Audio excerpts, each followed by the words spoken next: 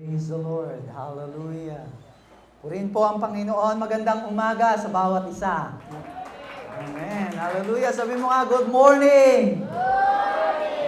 Yes. Hallelujah. Isang pinagpalang umaga sa buhay ng bawat isa at patuloy na pinapagpala, patuloy na pinapaganda, patuloy na pinapagbuti ng Diyos ang buhay ng bawat isa na sa Kanya ay nakaugnay. Praise God! At pwedeng pakikalabit ang iyong katabi, sabihin mo pinagpala ang iyong umaga. Yes, you are blessed. No? Sa ating pagpupuri, pagsamba pa lamang, talagang blessed na blessed ka. Maganda ba magpuri sa Panginoon? Amen. Nag-enjoy ka ba? Amen. Dapat nag-i-enjoy tayo sa presensya ng Diyos. We are not only singing na sa ngayon, no? Hindi lamang tayo kumakanta, bagkus ang lahat ng ating pag-awit, lahat ng ating pagtugtog ay ito po'y alay natin sa Kanya. Ito'y nagbibigay ng kaluwalhatian sa Kanya. Ito'y nagbibigay ng karangalan sa Kanya. Amen po ba? Hallelujah. Praise God. Hallelujah. And let's declare the Word of God. God's grace surrounds me. God's presence is within me. His favor follows me. I am the head and not the tail, above and not beneath, ever increasing and ever decreasing in life.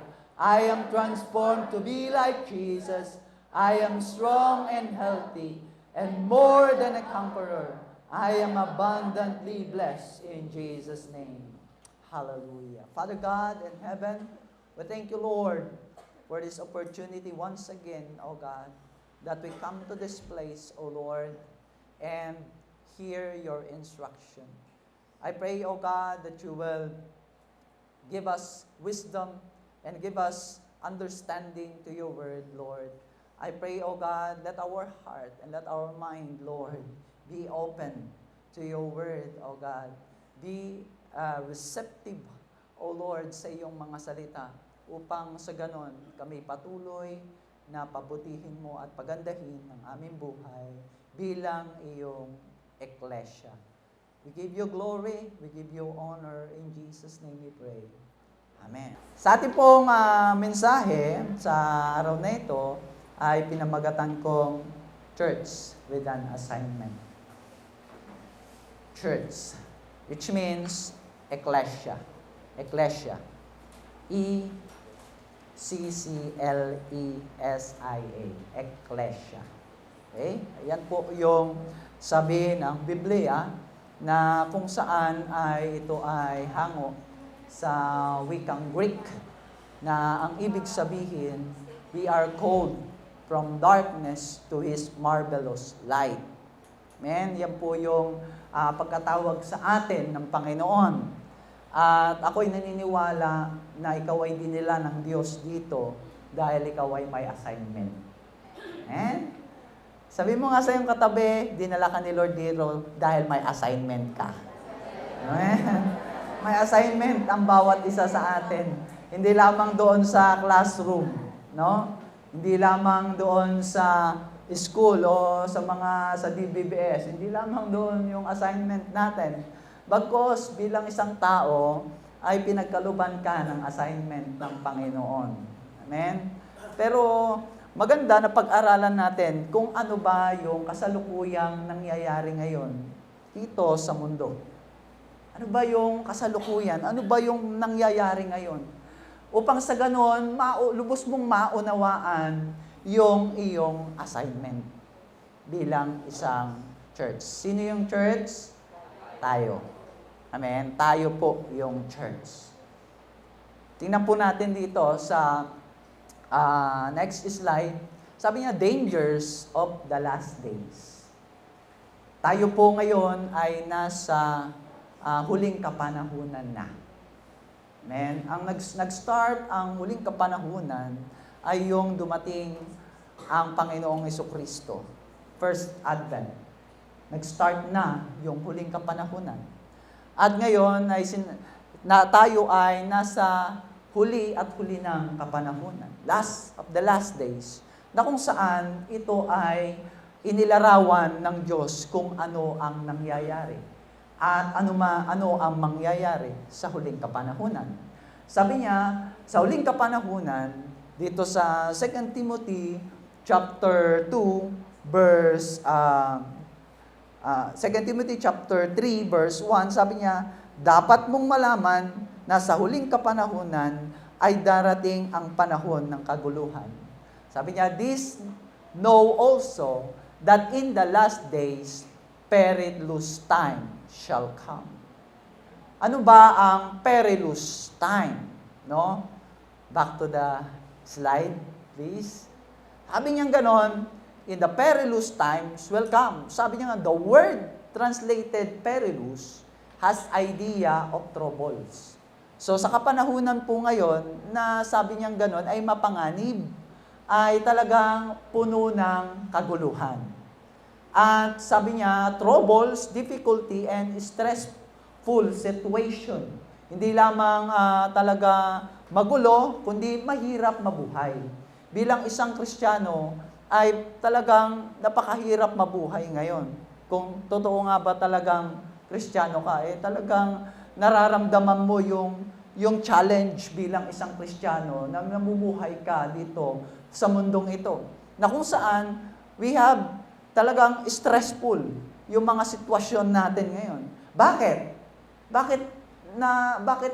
Ano ba ang sinasabi ng Biblia sa trouble, sa difficulty, and stressful situation na ito? Tingnan po natin. To the next slide, sabi niya ganon, hango rin po dito sa 2 Timothy chapter 2, chapter 3, verse 1 to 9. Sabi niya, men will be lovers of themselves. Sa kapanahunan ngayon, ang tao ay talagang hindi niya lamang iniibig yung sarili niya. Maganda na alam mo na ibigin mo yung sarili mo. Pero ang problema, ang tao ngayon, talagang sobra-sobra ang pagmamahal niya sa kanyang sarili, na kung saan wala na siyang pakialam sa damdamin ng kanyang kapwa. Wala na siyang pakialam sa kalagayan ng kanyang kapwa. Amen po ba? Nakikita po ba natin na ngayon ng tao ay talagang nakasentro na lamang ang kanyang sarili. Nakasentro lamang ang kanyang buhay, ang kanyang pagtingin sa kanyang sarili. That men will be lovers of themselves. And also, men will be lovers of money. Sa kapanuhanan ngayon ay talagang ang tao, yung mga tao, may nakikita ka, napakarami, na kung saan ay wala na silang ibang laman ng kanilang mga bibig, kundi pera. Pera, pera, pera. At wala nang panahon sa Diyos. Kundi nakasentro na lamang ang kanyang paningin sa pera. Wala pong problema ang pera. Kundi ang sabi niya, the root of all evil is the love of money. No? Ang puno ng kasamaan ay dahil sa pagmamahal. So, pagmamahal sa pera. Kung saan ay wala nang sinisino, gusto niya lamang magkamit ng pera. Na willing siyang masaktan yung kanyang kapwa. No? Gustong-gusto niya, kahit masaktan niya ang kanyang kapwa, kahit masaktan niya yung kanyang sarili, basta magkamit lamang siya ng pera. No? Meron ba kayong kilalang ganitong tao, no? Na pag walang pera talagang problematic, parang hindi na mabubuhay. At kaya niyang pumatay dahil lamang sa pera. Hello? No? At gayon din, sabi niya, men will be boasters, proud, blasphemers. Ng mga tao ngayon ay talagang palalo, mayabang, no? Gustong magyabang. At kahit wala namang kakayanan, talagang bibili ng mga bagay-bagay para may pagyabang lang sa kanyang kapwa. Ganun din, men will be disobedient to parents. No, yung mga kabataan ngayon, ay kung makikita mo, ay talagang kahit sinasabihan, hindi mapagsabihan. Hindi katulad sa mga kapanahunan natin noon. Isang paswit lang, talagang tumitiklop na yan. Ngayon, yung mga bata, lumabas na litid mo, hindi pa susunod. No? Nakikita nyo ba? Because of these days, the last days, na kung saan ang mga bata ay talagang sabi nga, mga suwail na sa magulang. No? Pero, sabi mo sa iyong katabi, hindi tayo yon. Amen? Hindi tayo yon. Panglima is, men will be unthankful. Hindi na marunong magpasalamat. Ginawa mo ng mabuti, masama pa ang tingin sa iyo. No? Unholy. Wala nang kabanalan. Ang gusto ay laging kasamaan. Unloving. Hindi na marunong magmahal. No? Uso nga ngayon, I like you. Hello? Hindi na I love you, kundi I like you. No? Maano mo sa mga kabataan ngayon, iba na ang kanilang ekspresyon ng kanilang pagmamahal. Iba na ang kanilang mga salitaan o gawin ng kanilang pananalita at ng kanilang pagtingin. Kundi sabi niya, lagi nilang sinasabi, I like you. Hindi na uso yung I love you. Pero hindi rin tayo yun. Amen. And unforgiving. Sabi niya ganon, ang mga tao ngayon ay hindi na marunong magpatawad. Hindi na marunong, nakagawa ka lang ng hindi maganda, talagang, hanggang siya ay lumaki na at tumanda na, hindi na talaga ikaw ay pinatawad. Kahit humingi ka ng kapatawaran, pero talagang sarado ang kanyang isipan, at tinitingnan na lamang yung sarili, na kung saan ay patuloy na ikaw ay lumalapit pero hindi ka pa rin pinatatawad. Dahil ganun ang mga tao ngayon. Unforgiving. Hindi marunong magpatawad. Hindi tayo yun. Amen? Pang-anim is, men will be slanderers. Yung naninirang puri. Para lamang maitaas, para lang makilala, at para lang maging tanyag, sisirain ang kapwa. Mga negosyante, yung mga big companies, di ba? Ay sila yung nagsisiraan para lamang makuha yung atensyon ng tao sa kanila. No? Sa EAT at sa Eat Bulaga, no? Walang ibang ginagawa kundi magpataasan at magsiraan, di ba? Pero sabi niya nga, ito lamang ay isang pagpapakita kung ano ang kalalagayan ng tao ngayon. Yung gawi ng kanilang pamumuhay, gawi ng kanilang pagtingin sa buhay.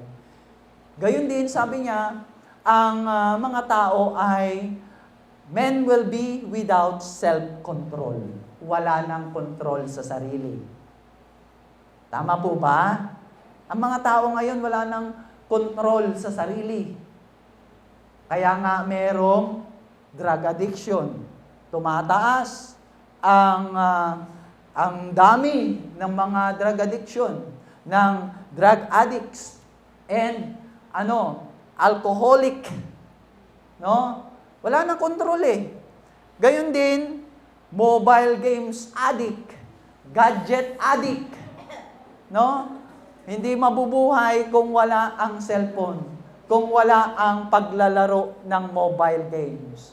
At kung wala si Facebook, wala si Messenger, hindi na mabuhay. Naging addicted na, wala nang kontrol sa sarili. Nakikita niyo po ba? Hello, hindi tayo yon. Sabi mo, hindi tayo yon. Amen, no? Kumbinsihin mo yung katabi mo, sabi mo, hindi tayo yon. Ha? Okay? And also, sabi niya, men will be brutal. Grabe, yung mga pangyayari ngayon. Yung mga tao ay talagang ganun na lamang ang kanilang pagkagalit sa kanilang kapwa at kaya nilang mag-chop-chop ng tao. Ba, nakita nyo sa balita? Nakita nyo ba sa balita? O hindi ka nakikinig ng balita? No? Dapat tingnan natin, ano ba nangyayari sa mundo natin? Ano ba nangyayari sa ating bansa? Amen? At sabi niya nga, talagang yung mga tao ay dahil sa kanilang addiction, hindi na nila kaya nilang pumatay ng tao parang hayop. Kahit nga yung hayop, talagang pag pumatay sila, grabe. No? Men will be brutal and men will be despisers of good. Talagang hindi na uso ang kabutihan sa kanila. Yung kabutihan, ginagawa yung masama, ginagawang mabuti. At yung mabuti, ginagawang masama para sa kanila. Tama po ba? No? Yung mga bagay na mali, ginagawang tama. Yung katulad sa mga immorality, LGBTQ, no? At ano pang letra yan. Ganun makikita mo. Ito'y kamalian. Ito ay kahangalan sa harapan ng Panginoon. Ito ay kasalanan sa harapan ng Panginoon, pero ginagawang mabuti. No, yung mabuti na ibinibigay ng salita ng Panginoon ay tinatanggihan. Walang ibang inangad ang Diyos sa kanyang nilikha, kundi kabutihan. Pero sa ngayon, tinatanggihan na ang kabutihan. Yung dating ipinamumuhay na kabutihan, ngayon ay pinapalitan na ng kasamaan. Men will be lovers of pleasure rather than lovers of God. Talagang ang tao ngayon ay maibigin na doon sa kasiyahan ng kanilang sarili kaysa sa pagmamahal sa Panginoon. Kung kaya nga may nagpapahayag ng mabuting balita, pero sila ay binabato. Ayaw nila si God eh. Ayaw nila ang Panginoon. Kung kaya kahit yung lingkod ng Panginoon ay tinitira, ayaw na ayaw nila ang salita ng Diyos. Pero hindi ikaw yun. Amen?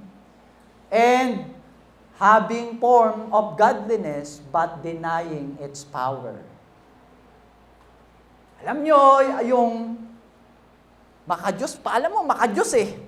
Kala mo ay talagang godly.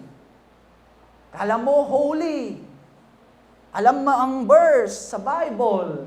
Pero yung kanyang tinatanggihan yung kapangyarihan ng salita ng Diyos para baguhin ang kanyang sarili.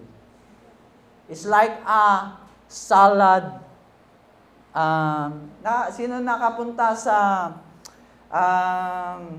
ano to?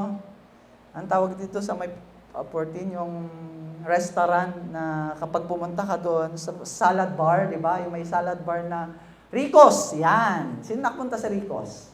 Ayan, alam natin Rico's, di ba? Doon meron silang parang salad bar. Lahat, you can pick. You can choose what you want. Tama po ba? Pili ka lang doon kung ano ang tatama sa panlasa mo. Nauuso. Pero hindi po natin alam na ito na rin ang nangyayari sa tao. Na parang salad bar lang. Kung ano yung gusto, yung tatama sa kanilang pamumuhay, yun din yung kanilang kinukuha. Pero yung mga bagay na pagtuturo, yung mga bagay na pagtutuwid, ay hindi nila ito kinukuha sa kanilang sarili. Hindi nila ito ginagawang prinsipyo ng kanilang buhay. Yung pangako gusto nila, pero yung instruction ayaw nila. Hello? Ito po'y nangyayari sa kapanahunan ito. At ano ang warning? Sabi niya rito, in verse 6, for among them are those worm their way into homes, and captivate silly, wicked nature and spiritually dwarfed women. So, kung titingnan natin, yung mga bagay na kaninang i-discuss natin mula sa verse 2 hanggang verse 4, hanggang 5, yun yung kasalukuyang kondisyon. Larawan ng kasalukuyang kondisyon ng mundong ito. Pero nagbigay siya ng warning. Warning sa bawat isa sa atin. Warning sa lahat ng mananampalataya. Warning sa church. Pakitaas ang kamay ng mananampalataya. Amen? Kung ikaw ay isang mananampalataya, ang Diyos, ang salita niya ay nagbibigay ng warning sa atin.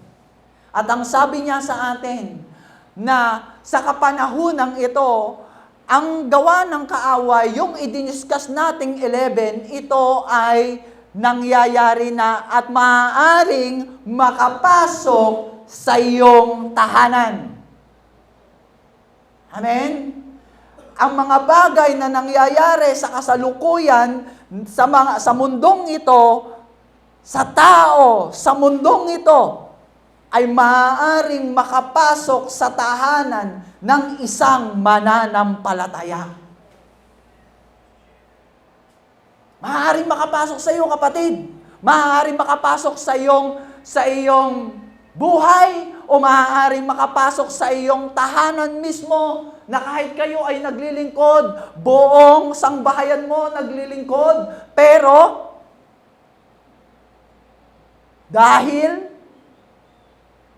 merong warning. Kanino? And captivate silly and wicked-natured and spiritually dwarf. Yung mga spiritually dwarf, yung mga mahihina.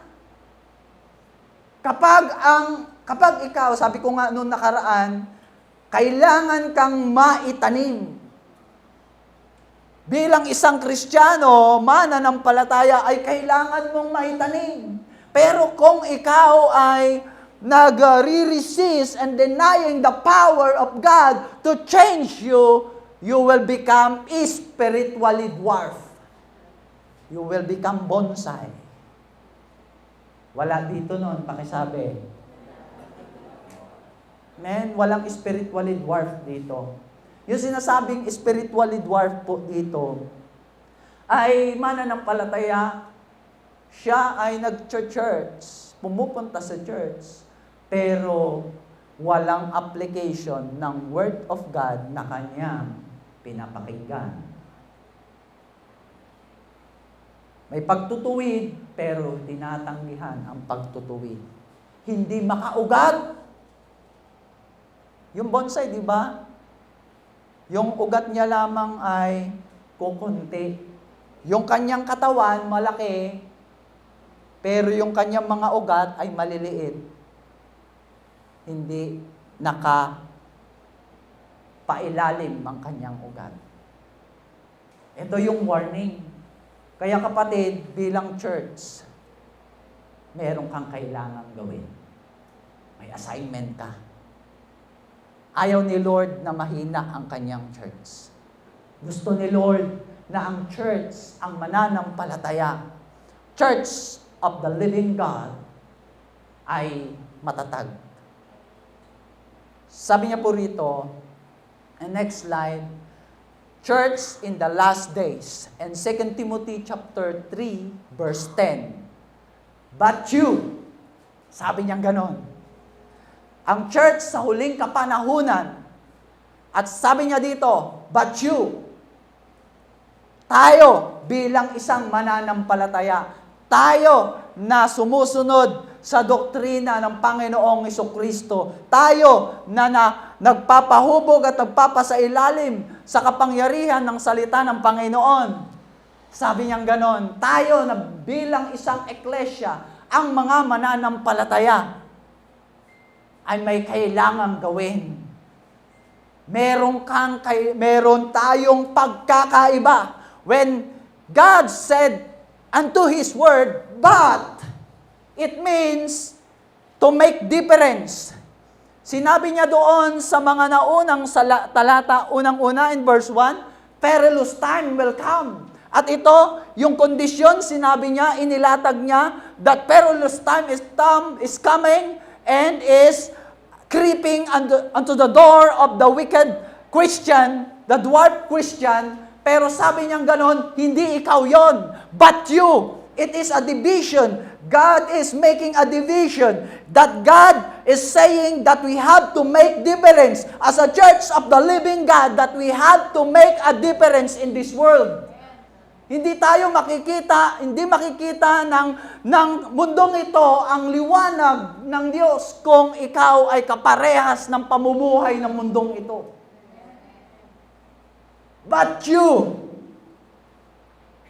saying and telling what is your assignment. But, yung mga mananampalataya, yes, last days ngayon. Yes, last of the last days ngayon. Pero, ikaw bilang isang mananampalataya, you can make difference to this world. Iba ka kesa sa kanila. Sabihin mo nga sa iyong katabi, iba ka kesa sa kanila. Yes, you are totally different from this world because you are called by God. And next slide, sabi niya in 1 Peter chapter 2 verse 9, but you are a chosen generation. Pinili ka ng Diyos. Kung hindi ka pa kumbinsido na pinili ka ng Diyos, sabihin mo sa iyong kapatid, sa iyong katabi, pinili ka ng Diyos. Yes, you are a chosen generation that can create a difference because you are called by God and you have a special assignment sa Panginoon. Amen? Sa henerasyong ito, ikaw ay pinili. Kaya dinala ka ng Diyos dito. Dinala ka ng Diyos dito dahil pinili ka. Hindi aksidente na ikaw ay nandirito, in-invite ka, dinala ka ng iyong kapatid o dinala ka ng iyong kaibigan o kaya basta in-invite ka. Yes, lahat naman tayo in-invite. But God is orchestrating our steps towards to the call of God, to the assignment of God that is set before us. Do you believe that? No? Tinawag ka, paniwalaan mo kapatid, dahil kung hindi ka kumbinsido doon sa pagkatawag mo, you are missing the call, the assignment of God na inihanda niya noon pa man. Anong sabi sa Jeremiah chapter 1 verse 5? Sabi niya, nasa sinapupunan ka pa lamang ng iyong ina. Tinawag na kita. Tinawag ka na ng Diyos. Wala ka pa, hindi ka pa lumalabas. Pero tinawag ka na. At ngayon, ginagawang ganap yung pagkatawag mo, kaya ka nandirito. And you have the assignment. Amen? At wag nating isasangtabi yung assignment na ito. Amen? Dahil ikaw ay susulitin. Pagdating ng Diyos, susulitin ka. At tatanungin ka, ano ang ginawa mo sa assignment mo? Ano yung ginawa mo sa iyong misyon?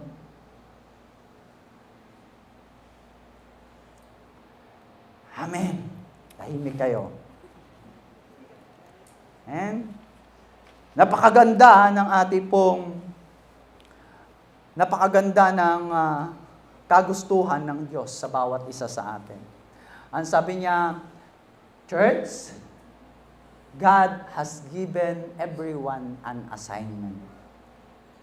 Ang lahat ay binigyan ng assignment. Hindi lamang tayo nakikinig ng kanyang mga salita, kundi merong natatanging assignment na ipinagkaloob sa iyo ng Diyos. Each of us has distinct mission or assignment to fulfill. Ang bawat isa sa atin ay may misyon. Maaaring yung misyon mo ay hindi katulad ng aking misyon. Ang pagkatawag mo ay hindi katulad ng aking pagkatawag. Dahil may kanya-kanya tayong abilidad na ipinagkaloob ng Diyos. Pero we belong in the body of Christ, which is the church. Kabilang ka dito, kapatid. Hindi ka lamang attendee dito, kapatid. Amen. Bagkus ikaw ay kabilang dito na may pinagagawa sa iyong misyon ang Diyos. Kaya wag mong tingnan ang iyong sarili na ordinary people dahil pinili ka ng Diyos. You are a royal priesthood, a holy nation. That God, sabi niyang ganon, ikaw ay mula sa kadiliman at dinala ka sa kaliwanagan ng Diyos upang sa ganon makita sa iyo ang kanyang kalwalhatian. Amen? What is our assignment? Ito po ay ginawa kong dalawa. General and specific. Ang general kasi, ito yung Matthew chapter 28 verse 19 to 20. Ito yung Great Commission sa atin ng Panginoon. Ito yung binigay ng Diyos sa bawat isang mananampalataya. Sabi niya, go ye therefore, and make disciple of all nations, baptizing them in the name of the Father, the Son, and the Holy Spirit, na nagsasabi ng assignment natin, ng pagkatawag natin bilang isang mananampalataya ng Panginoon para ihayag ang kanyang mga salita. At tayo'y maglikha ng mga disipulo ni Kristo. That is our general assignment, our mission as a church. Ito yung pinagagawa ng Diyos sa atin. Pero, minsan, tinatanong mo, Pastor, hindi ako marunong magpahayag, hindi ako marunong magsalita, hindi ako marunong sa ganiyan. kapos ang aking kaalaman, kapos ang aking resources, marami akong mga bagay na hindi ko kayang gawin. Alam mo kapatid, kapag ikaw ay namumuhay sa salita ng Panginoon at meron kang pagnanais talagang matuto, tuturuan ka ng Diyos because God is unlimited God. There is no limitation sa Panginoon. Dahil ang Diyos nagbibigay ng kakayanan doon sa mga taong willing. General assignment. Pero kapag medyo hindi mo pa kaya, meron ka pa rin kailangan gawin. At dito, mas magiging effective ka. The specific assignment of God sa buhay ng bawat isa sa atin. Ang sabi niya dito sa Romans chapter 12, verse 4 to 5. Romans chapter 12, verse 4 to 5, sabi niya, for just as each, sabi niya, for us we have many members in one body, body of Christ, tayo po yon. And all members have not same office. Lahat daw ng miyembro, lahat na nandirito, hindi pare-parehas. Tama po ba? Sabi ng salita ng Panginoon. So, being many as one body in Christ, and everyone members one of another, no? Sabi niya ganon, tayo bilang isang kabilang sa church, sa body of Christ, merong iba't iba tayong kakayanan. Hindi lahat ay pastor, hindi lahat teacher, hindi lahat manunugtog, hindi lahat mananayaw. E paano kung hindi mo kaya yon? Merong binigay sa iyong kakayanan, kapatid. Amen?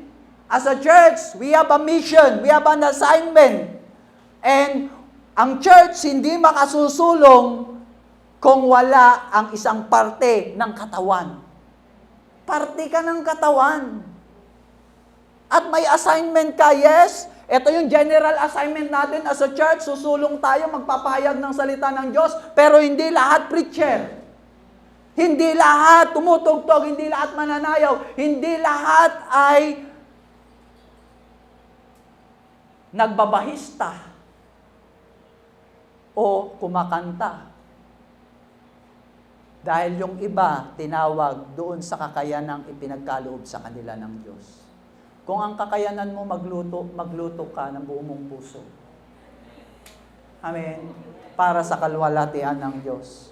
Kung ang kakayanan mo ay talagang manalangin, ay manalangin kang talagang mag-prayer and fasting ka, gawin mo ito ng buong mong puso. Kung ang kakayanan mo ay mag-drive, magmaneho ka ng buong mong puso. Amen? Kung ang kakayanan mo ay sumuporta, magsumuporta ka ng buong mong puso. Kung ang kakayanan, ang daming mga kakayanan ay pinagkaloob sa atin ng Panginoon. Kung kakayanan mo maglinis, kapag naglinis ka, ay talagang kumikintab, talagang kakaiba ka. Pag naglinis ka, gawin mo para sa kalwalhatian ng Panginoon. Amen? And you can come in this place, our sanctuary, binigay ito ng Panginoon upang pangalagaan at pagbutihin natin yung kanyang kalalagayan. Kung ikaw ay mahusay sa pagkakarpentero, pagwawiring, o anumang kakayanan na binigay sa iyo ng Panginoon, gawin mo itong buong puso para sa kalwalhatian ng Diyos. Yan yung assignment mo sa Kanya. Bagamat hindi ka man nakikita, alam mo yung iyong kakayanan, yun yung assignment mo na binigay sa iyo ng Panginoon. Amen? Kung titingnan natin ito, bilang iyong assignment, bilang iyong misyon, kahit hindi ka man makikita, hindi ka magtatampo na hindi ka kinikilala. Ang lahat ng iyong ginagawa, kapatid, ay kinikilala ng Diyos. Mas maganda ang Diyos ang kumilala doon sa ginawa mo sa Kanya kaysa kilalanin ka ng tao.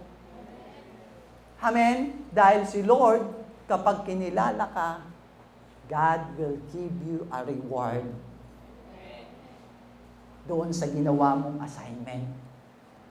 Natutuwa nga po ako nung DBBS. Ang daming staff. Maaaring hindi man sila nakikita, pero si Lord nakakakita ng kanilang ginagawa. Ikaw din, na kahit hindi ka man nakita rito, pero sumuporta ka. Ang Diyos ang nakakakita ng iyong ginawa. Amen po ba? At sa pagsulog at bawat gawain ng Diyos sa church, alam niyo po, it create an impact to this world. Ito ay lumilikha ng pinaka-importanteng bagay na kailangan matutunan ng mundong ito. Na kapag tayo'y sumusulong, nagkakaisa tayo, kapag tayo'y sumusulong, ginagawa natin yung mga bawat assignment sa atin na binigay ng Diyos. And we can make difference sa mundong ito. Amen po ba? In specific, sabi niya ganon. Yan. Next slide, please. Sabi niya, God has a specific assignment for each born-again believer.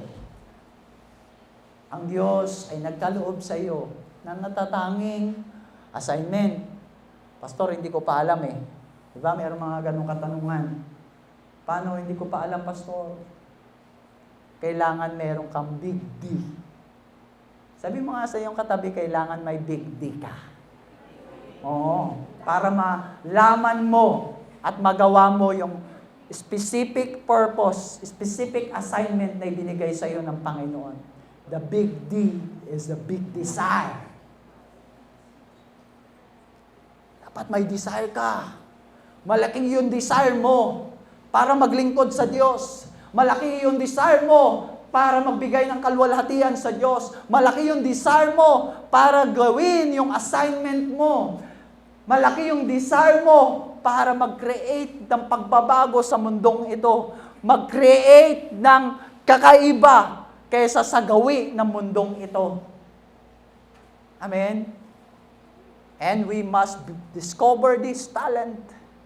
No, may desire ka. Kung may desire ka, talagang i-discover mo yung mga assignment, yung kakayanan, yung mission mo, kapatid. Kasi kung minsan nagtatanong tayo, Lord, ano ba yung purpose ko? Lord, ano ba yung mission mundong ito pinagagawa mo? And your mission and yung assignment mo, it is directly connected to the talents, gifts, resources that you have. Amen? Alam mo na, kapatid, yung assignment mo, paano mo ito madiscover? Binibigyan na kita ng gabay. Ito ay naka-align doon sa ibinigay sa iyo ng Panginoon. Paano pag sinabi, Pastor, hindi naman ako marunong sa ganito. Hindi naman ako marunong sa ganito. May binigay sa iyo ang Panginoon. Wala yung sinasabi natin na wala akong talento, wala akong kakayanan. May ibinigay sa iyo, kapatid. Hindi natin pwede sabihin walang binigay sa iyo, kundi may ibinigay sa iyo. Kailangan mo lang maging bukas ang iyong puso, ang iyong isipan sa paglilingkod sa Kanya. Alam niyo po, nagsimula ako sa gawain dahil sinabi sa akin nung nag-pray sa akin at nagpatanggap sa akin doon sa hospital na may purpose ako, merong akong assignment at magmula noon, talagang nagbago yung aking buhay. Ipinagkatiwala ko yung aking buhay sa Panginoon. Gusto kong maglingkod sa Kanya. Gusto kong gawin yung assignment ko, yung purpose ko dahil sinabi ito nung nagpayag sa akin. At alam niyo po ba, dahil sa kagustuhan na yun, nakikita ko yung sarili ko, wala naman akong kakayanan. Hindi uso sa amin ng dance. Ako, marunong ako mag-dance pero hindi uso sa amin. Tiningnan ko yung sarili ko. Ano yung kaya ko? Kaya kong ibigay para magawa ko yung mission ko. Nagkaroon ng opening, sabi, sino yung gusto mag-acetate? No, projector pa lang noon eh. Alam niyo po ba yon? Acetate, doon po nagsimula yung aking journey sa paglilingkod sa Panginoon. Nag-a-acetate ako, nanginginig pa, gano'n, no? Kasi hindi naman ako hindi ako na tumatayo. Alam niyo po, noong ako ay nag-aaral, lagi akong nasa likod dahil ayoko matawag ako. Lagi akong nasa sulok dahil ayaw ko na tawagin yung pangalan ko dahil kapag ako'y tinawag, nahihiya ako, nanginginig ako. Kaya nung naglagay ako ng acetate, first time ko, talagang nanginginig ako. Pero, I have my big desire to fulfill the assignment of God. Alam mo, kapag ikaw ay tapat, yung big D na ito, yung gustong-gusto mo, ang Diyos ang magbibigay ng maraming kakayanan. Maaari ngayon ay nakikita mo wala kang kakayanan, pero sa iyong pagsisimula sa paglilingkod sa Kanya at pagiging tapat sa Kanya, ikaw po ay pagpapalain ng Diyos ng maraming kakayanan para paglingkuran siya. Ang kakayanan natin ay hindi nagmumula sa atin, kundi nagmula ito sa Panginoon. Kaya kung meron kang big D, you will start to discover and you will develop the ability of God that God has given you, no? And you will deliver it. Kapag ito'y na-discover natin, i-develop mo kapatid. At kapag ito ay na-develop na, no? Habang naglilingkod ka, eto na, paglilingkod, deliver na. And there will be time na kung saan parang ang hirap na, parang ang hirap na maglingkod. Then you will decide kung pipilian mo siyang paglingkuran o paglingkuran ang sinuman o paglingkuran mo yung sarili mo. Dahil dumarating yung time sa paglilingkod natin that we have to decide. We have to choose whether to glorify God or to glorify man. Amen? And next slide, sabi niya dito, hindrance in fulfilling our assignment. Yes, there is a calling, there is assignment na binigay ng Diyos sa atin.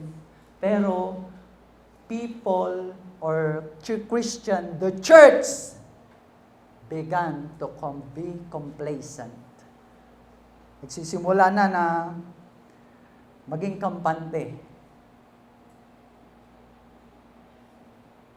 Okay na ako, marami na akong ginawa para kay Lord. Kapatid, buhay ka pa. Habang nabubuhay ka, may purpose ka. Amen. Amen po ba? Amen. Si Lord nagbigay sa atin ng kalakasan, ng karunungan, ng kakayanan. Habang nabubuhay tayo, dapat naglilingkod tayo sa Kanya. At hindi dapat tayo nagsasawa sa paglilingkod sa Kanya. Kahit sa maliliit o malalaking bagay, nagiging tapat ka sa paglilingkod mo. Praise the Lord! Dahil ginagawa mo yung assignment mo. As one, as the body of Christ, kailangan wag tayong maging kampante doon sa mga bagay na ginagawa natin o ginawa na natin noon. Amen? Hindi ikaw ito, complacent. Amen? Wala dito noon, sabi mo. Amen? At lalo na pangalawa kung bakit hindi natin mapulfill, katamaran. Laziness. Sabi mo sa iyong katabi, hindi ka tamad. Oh. Sabi mo, masipag ka. Yes, masipag ka sa gawain ng Panginoon.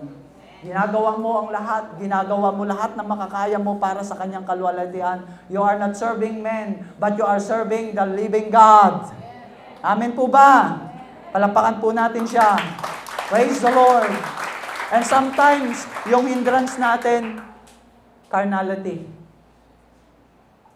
Yung para mapaglingkuran mo lang yung flesh mo. Masatisfy mo yung flesh mo. Masiyahan mo yung laman. Kaya kung minsan di natin magawa. Dahil kung minsan, Sinasabi ng laman mo, huwag ka nang pumunta sa church, masarap matulog. Amen? Huwag ka nang punta sa church, baha. No? Bakit hindi ikaw ang maging parte para ipanalangin na magkaroon dyan ng drainage system, gumanda ang ating lugar. Amen? Because the church is the light. No? Nakikita dapat ang luwalhati ng Panginoon. Nakikita dito ang kapangyarihan ng Panginoon kung paano niya binabago yung community. And being the church here in this place, we have to create change in this place, in this community, in this municipality that Jesus loves. You City Church Castillejos is a catalyst of change in this community. Amen. At hindi natin magagawa yon kapag pinangungunahan tayo ng flesh natin. The fleshly desire para maipamuhay natin yung dati nating pagkatao. Kasi kung pinamumuhay natin yung dati nating pagkatao, that is carnality. Amen? Kasi sabi ko nga, naituro ko na nga sa inyo dati, di ba? Meron dito pang nabubuhay yung sinful nature natin. Yun yung carnality. Kapag ito pinapakain natin, ito yung ginagawa natin, sigurado, we will not fulfill the assignment of God that is already been set sa atin. Nasa sinapupunan pa lamang tayo. Binigyan na tayo ng abilidad at kakayanan para paglingkuran ang Diyos. And how? How to fulfill your God-given assignment. Paano natin ito may fulfill? Unang-una, carefully follow what are being taught. Ito pinakamahalaga, kapatid. Atin pong gawin yung itinuturo sa atin. Carefully. Sabi niyang ganun sa verse 10, now you have diligently followed my example. Si Pablo, sinasabi niya ito kay Timoteo bilang kanyang itinuturo. Alam niyo kapatid, sa church merong nagtuturo sa atin. May itinalaga ang Diyos na magpastor. May itinalaga ang Diyos para pangalagaan yung kawan at turuan para magawa yung assignment. Kaya pinapahayagan po tayo. Amen po ba? Gusto mo ba ito, kapatid? No, sabi niya ganon, diligently followed. Kung ano yung ginagawa at itinuturo sa atin, ito yung ating lakaran. Amen po ba? Kaya nga, mula noon hanggang ngayon, talagang ipinapakita ko kung ano ang aking pananampalataya sa Diyos, kung papaano ako maglingkod sa Kanya. Na kung papaano ako naglilingkod sa Kanya, ganun rin ang bawat isa sa atin na maglingkod. Amen? Hindi lamang po ako nag-iisa dito, kundi lahat po tayo maglingkod ayon sa kakayanan na ibinigay sa atin. Pagsipagan mo.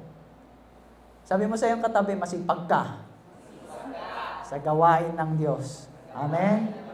Yes. Dapat maging masipag po tayo rito. At hindi lamang po magiging ganito tayo rito. Maaaring 80 tayo ngayon. O maaaring 70 tayo ngayon. Pero hindi lamang magiging ganyan yung ating attendance. Lalago pa. Amen? Dahil sabi niya, we will have a kingdom to expand. Sabi niya, mag-expand, yung kingdom, yung kaharian ng Diyos, mag-expand pa ito sa maraming lugar na ikaw ay gagamitin ng Diyos. Amen? Kung nakikita mo, Pastor, puno na. Pupunuin pa ni Lord yan. At ang Diyos magbibigay pa ng maraming lugar na ating paghahayuan para magawa yung assignment natin. Amen? At i-fulfill ang assignment mo. Alam mo kapatid,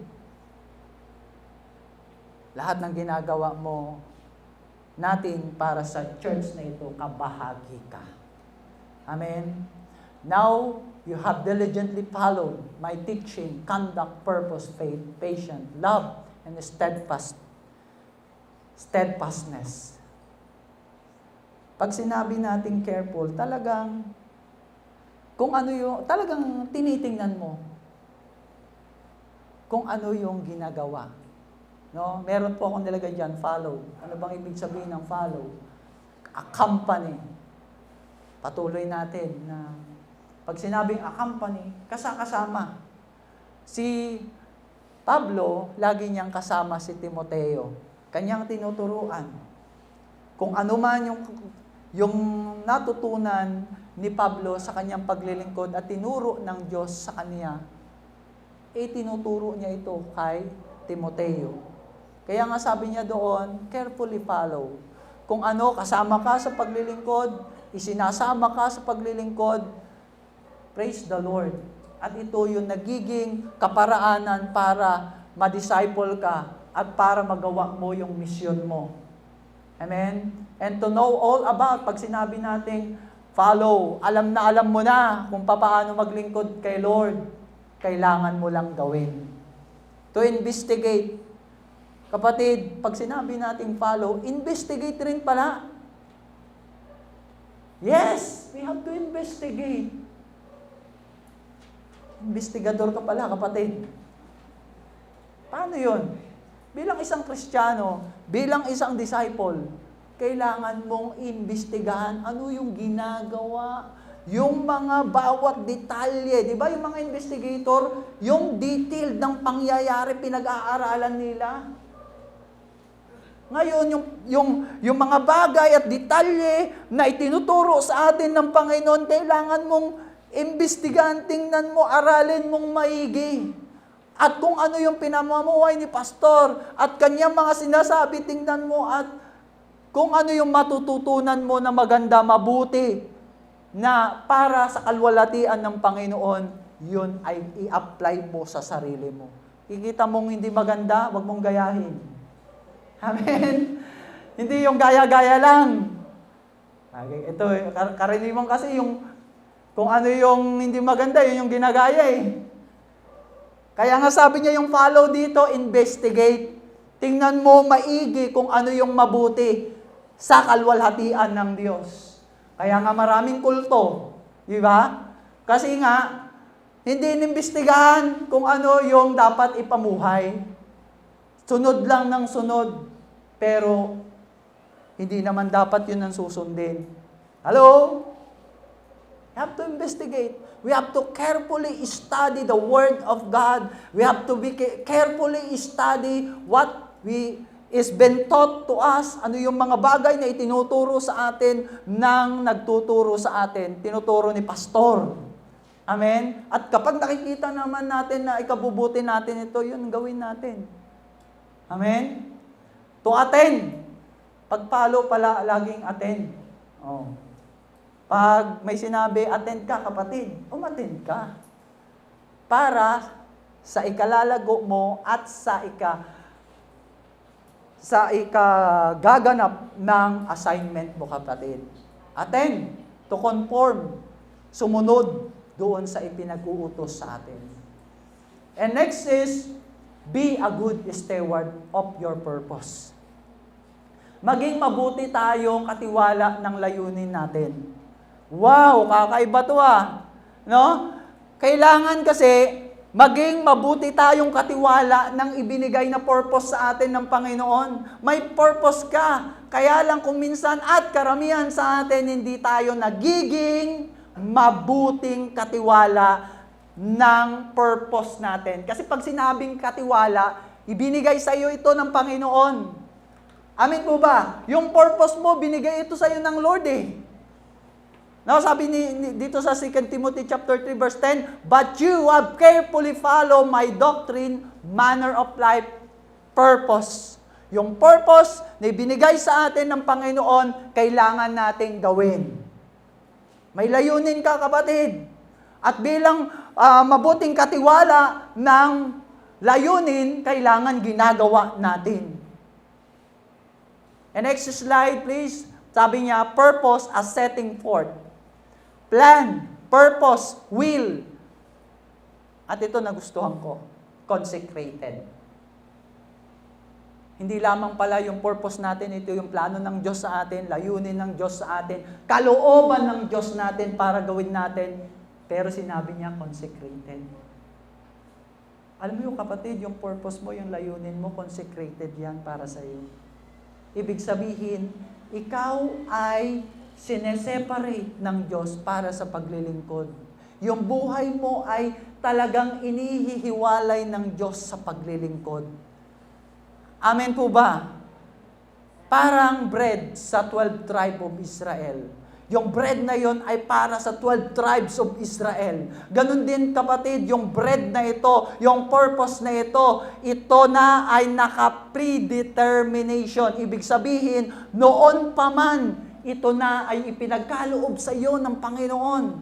It means, the ordaining of events beforehand. Noon hindi ka pa naglilingkod, pero ito na ay ibinigay sa iyo ng Diyos na paglilingkod mo sa Kanya. Maaari nung hindi ka pa nag-church, pero meron nang inihanda ang Diyos sa iyo na purpose mo, na gagawin mo, na ito ay inihiwalay ng Diyos ang iyong sarili, pinili ka para maglingkod sa Kanya. You have assignment to do, and you have assignment to fulfill, and make it fulfilled. Gawin natin. Gawin natin na ito'y maganap, na pinagagawa ng Diyos sa atin. Pinili ka eh. Amen?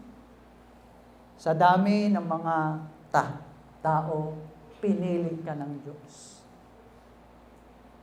Sa dami ng mahuhusay, pinili ka ng Diyos. Sa dami ng pasaway, pinili ka ng Diyos para maglingkod sa Kanya. Para gawin yung assignment mo. You have assignment to do.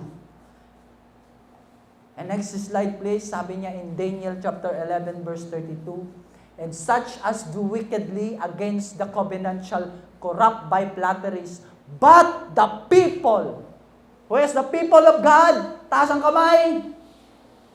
The church, His church, sabi niya, people that do know their God. Kilala mo ba si Lord na pinaglilingkuran mo?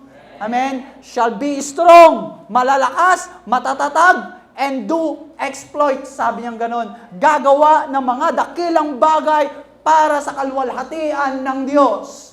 That is your assignment. Amen.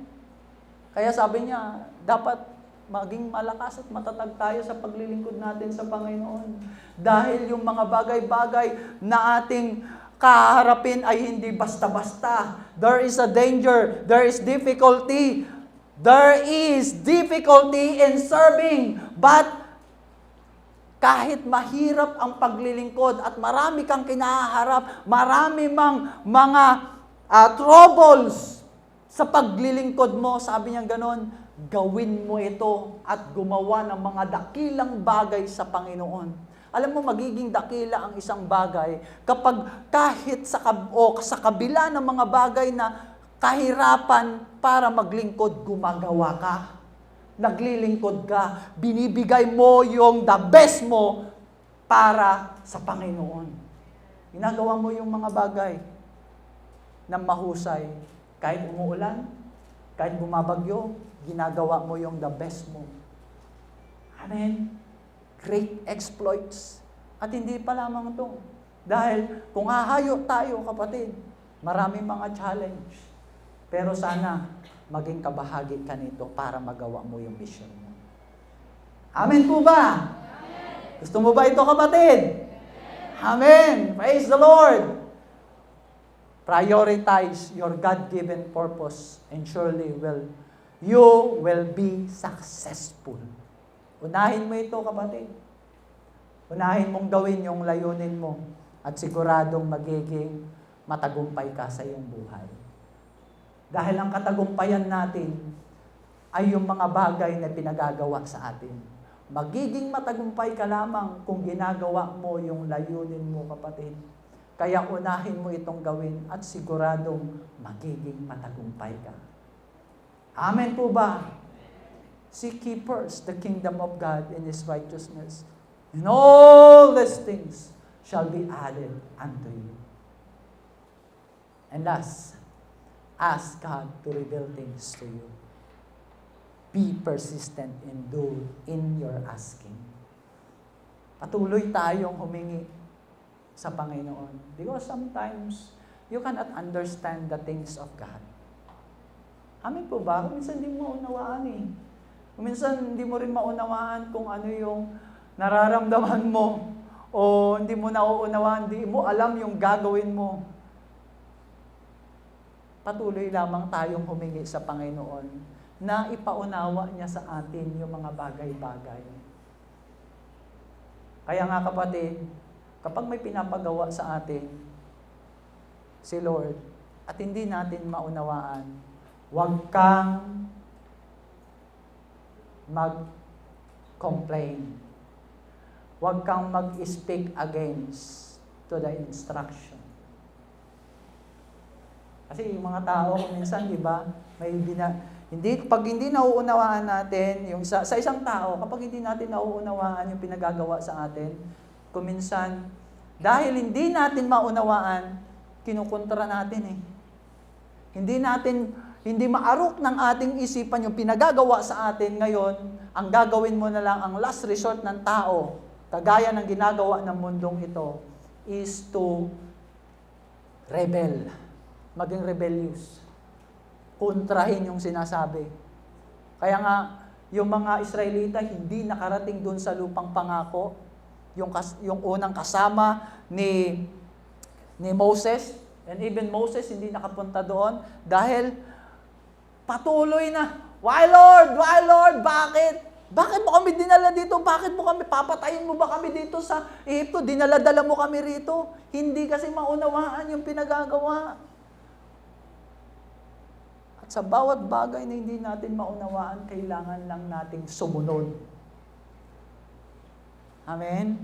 At patuloy na humingi, Panginoon, tulungan niyo po akong unawain. This is the best thing sa paglapit sa Panginoon. Kapag hindi mo maunawaan, hingiin mo ang banal na spirito na ipaunawa sa iyo yung mga bagay-bagay na hindi mo maunawaan. Bakit ako, Lord, ang dinala mo rito? Bakit ako yung magtuturo? Hindi, tinanggihan ko nga ito eh. Hello? Bakit ako, Lord, magpapastor? Tinanggihan ko nga ito. Ayaw na ayaw ko nga ito eh. Ang magandang, yun yung dati kong sitwasyon. Dumating ako sa punto, bakit Lord? Bakit ako? Bakit ako? Bakit ako ang tinawag mo? Hindi kailangan tanungin na gano'n, kundi ang dapat mong Lord, tulungan niyo po akong maunawaan ang layunin ko. Lord, tulungan niyo po akong maunawaan yung dapat kong gagawin. Tulungan niyo po ako, O Diyos. That is the best thing that you can say to God if you cannot comprehend the instruction that God has given you. May binibigay sa iyong instruction at hindi mo maunawaan, ask God, Panginoon, tulungan niyo po ako. You have the Holy Spirit and the Holy Spirit will make you understand the things of God. Amen? Yung banal na spirito, ito ang magpapaunawa sa iyo. Kaya nga lagi kong awit, banal na spirito, tulungan mo po ako. Nagawin yung mga bagay na ikaluluwalhati mo. Amen? And sabi niya rito, in 2 Timothy chapter 3, verse 10, sabi niya sa dulo, but the Lord rescued me from them all. Doon sa mga bagay na persecuted ka sometimes, dahil sa tindi ng battle sa mundong ito na napakahirap mabuhay bilang isang Kristiyano, marami nagpo-persecute sa iyo dahil ayaw nila ng kabutihan eh. Ayaw nila ng kabanalan. Ayaw nila si Lord.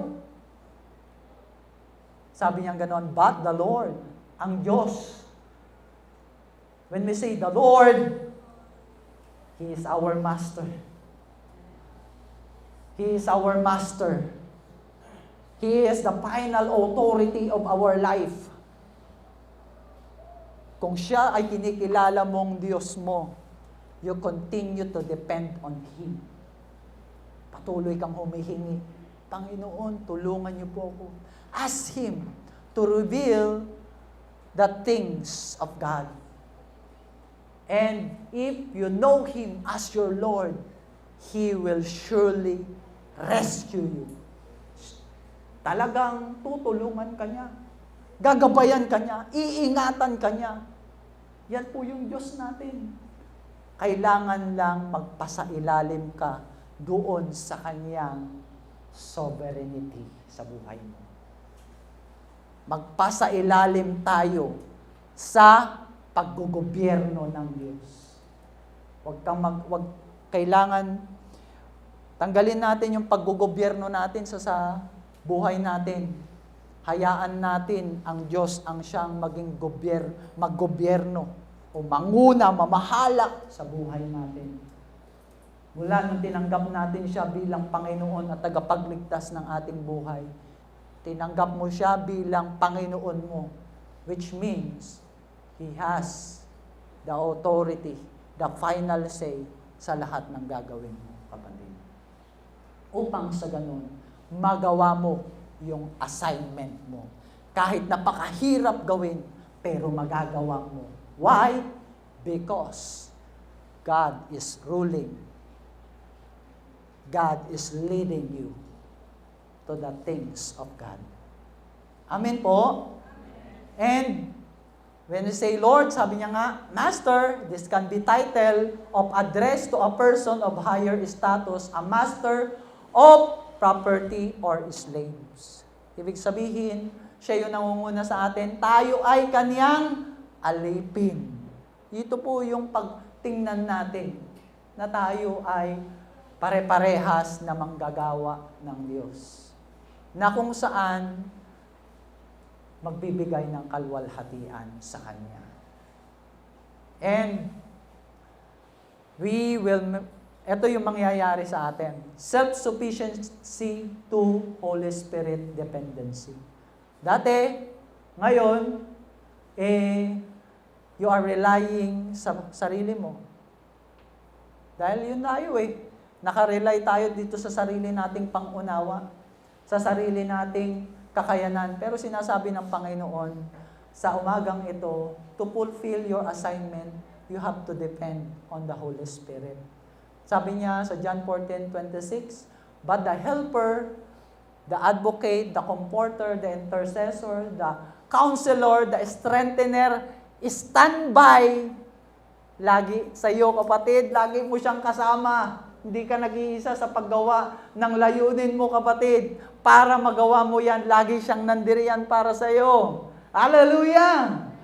Siya nagpapalakas sa iyo kapag nangihina ka. Siya ang nagka-counsel sa iyo, nagpapaalala sa iyo, naggagabay sa iyo. Sinasabihan ka niya kung ano yung gagawin mo. Siya yung kasama mo na nananalangin. Siya yung nagtatanggol sa iyo. The Holy Spirit, whom the Father will send you in my name.